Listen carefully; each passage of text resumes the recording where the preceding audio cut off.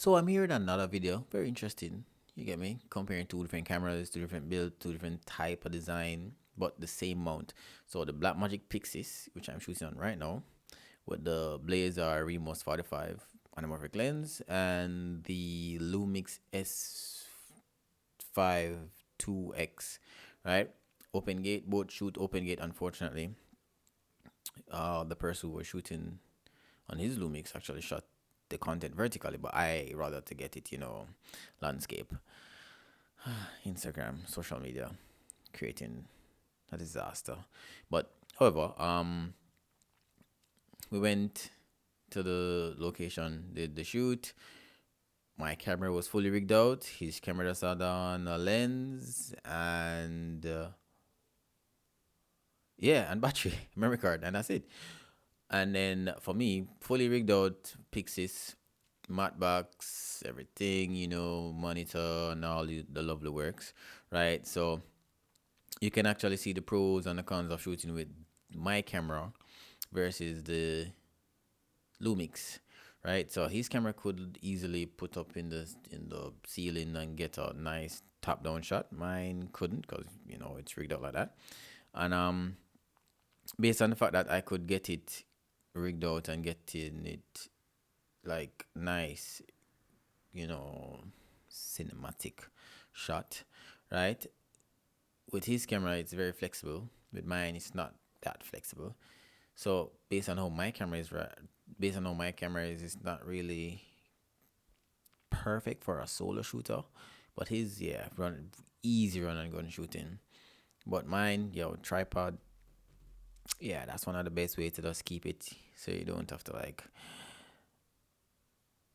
lifting weights and stuff like that. But however, he made quite a few remarks as relates to like shooting on my camera versus his camera. You get me? Because I don't know anything about the Lumix, but based on the situation, right? Both cameras use in different way on the same shoot. His camera can take stills, mine can't. Well, mine can't take any stills. You get me? So, but some people use screen grab from these Blackmagic cameras. But it's this. I haven't owned a Blackmagic camera in ages, and trust me, after putting in the footage in DaVinci Resolve, I'm like, the footage looks so good. Not so much for the Lumix, you get me? But B-raw is so nice, like superb. Trying to match both footage, not really looking like ideal, but it can work. But based on what I've got, just listen to his comment. Just listen to his comment, and then he will give you like a good idea as it relates to, like shooting on my camera versus his camera. He's going to give you quite a few pros and cons, certain things that he didn't know about the Lumix. I mean, my Blackmagic. You get me? So, let's take the mic to him. Hi guys, welcome to Pedro's YouTube. My name is Cesar. You've seen me before. I've returned. So today we're comparing the Blackmagic PYXIS, the 6K box camera recently released by Blackmagic, to my Well, it's from last year, so you say it wouldn't be recent. bro. Like October the thing dropped, bad man. Come on, stop it.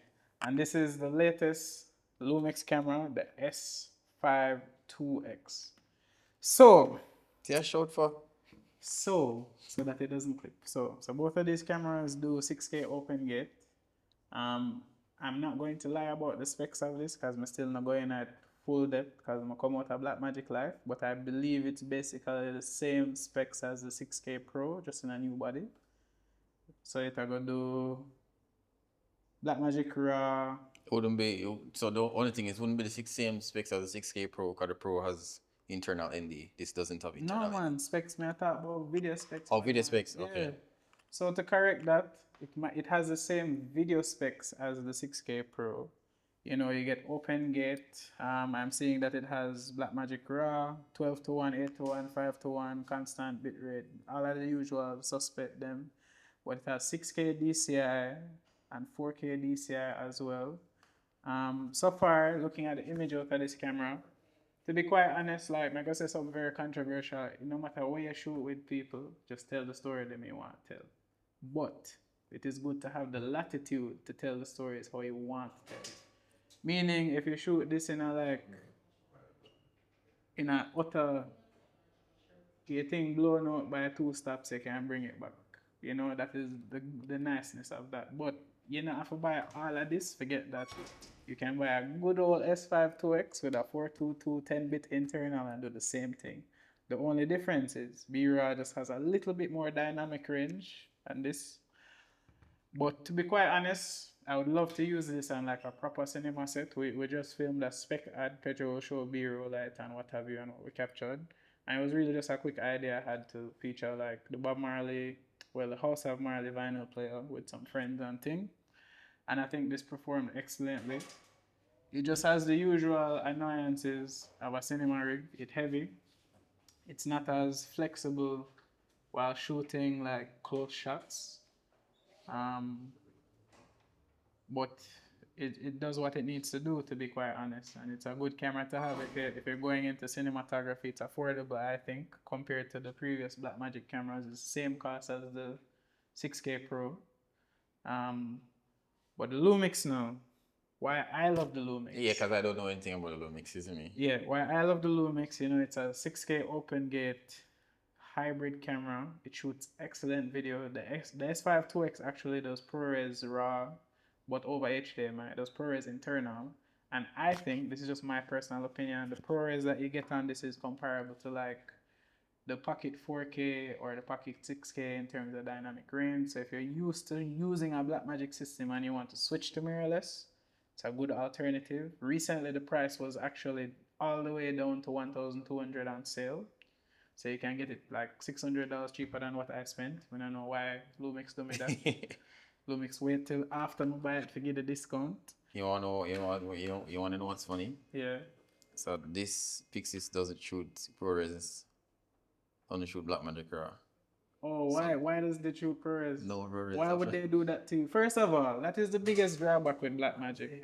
Storage is something that you have to always be spending money on. If you buy a cinema camera, you have to roll 30 minutes of footage and you need 200 gigabytes of storage. You know what I mean? Whereas actually have a 1 terabyte CFast XF Express Type B card. You know how much for a 1 terabyte CFast, people? No, it's not that expensive compared to Sony, you know. How much you spend on the 1 terabyte CFast? Like $150. Me spend $40 US for my SD cards. So when him spend to buy 1 CFast card, me can buy 3 SD card. And these use a good old SD. Right now I'm using a 128 gig V60 card, and I can record up to 6K without frame skipping, and I can record ProRes internal without frame skipping. So why would I take up IIX money and do all that? Well, anyway, we're gonna actually, stay tuned. I'm writing a short. Pedro don't know this yet, but I'm writing a short. He's going to be the star of the short. What are you not say? Before the end of February, you will see that short done and out, because I'm hoping to submit it to the Trinidad Film Festival. I'm going to hold you accountable. Me saying this on camera is me also holding myself accountable, people. All right. So I can post this clip on Instagram. And we're going to be shooting it with the PYXIS. I would love to shoot it with the PYXIS because I imagine it being an anamorphic film, and the quality I've seen out of this so far is superb. So I'll use this as a B cam, this as the A cam. And the beauty is this is a L mount. And this is an L mount, so I can use Pedro's glass. And this also, I forgot to say, this shoots anamorphic, You get anamorphic in half the cost at 422, and this nigga Avia shoot B-RAW for twice the money. You see how much things you need for this? You just need a battery and a memory card. No. If I can just get a battery and a memory card, that's it. I would just use NPF. No, so the Sony BPU. See, that's also a specialized battery, and if my memory serves me correct, that Sony battery runs you at about 100 to 150. So you have to spend the next bills 50 on top of the $3,000 you spend just to use the camera, people. This come with a battery, and you get 6 hours of battery life. Yeah, because it's not come with a battery.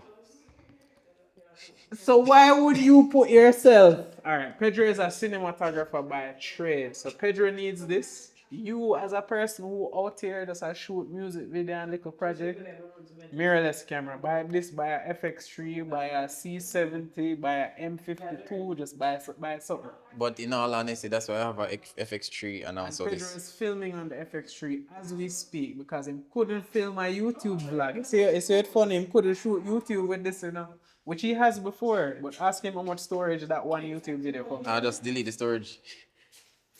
Anyway, but honestly, final thoughts, guys. The Blackmagic PYXIS gets 7 out of 10 in my book. 7. Seven. Box of the camera, yeah, man. It gets a 7 because it's not for everybody. It's for somebody who's very serious. But not on every, what wall on every camera for everybody. I'm serious, but I consider portability and flexibility Where you drive, where you worry about. as one of my major pluses in my workflow. Like I want to be able to just pick this up and go. But that's why I have the option to just pick up the FX3 and go, and then this is fully rigged out. Pedro, isn't this video for people comparing this to this? I'm being honest. A true comparison is that you can't take up a Blackmagic on just the road, bro. Well, you understand? You can't take up the FX3 on the road. You can't take up the Lumix on the road. You cannot take this up and go road. If you go road with this right now in a certain places, a man will buff you, and try to take this from you. Talk true. Okay. And I might drop. This man told me 10 minutes ago, said this thing has a what? What you have on it? Tell the people what you have on it. Nobody know. He has a tracking device on the camera, people, because he's so worried that he'll come outside and he will disappear. Now you tell me have the peace of mind I put in my little camera in my bag and moving. Come on now. How much time you leave your camera in your car? Huh? How much time you leave your camera in your car? Not often. I don't leave my camera in my car unless I'm working. Yeah, but it's still good to have a track up on it, same thing. True. He has a point, people. I always have a Final thoughts in summation, because Pedro will cut around all of the things I've said. No, mommy, I put it straight, raw.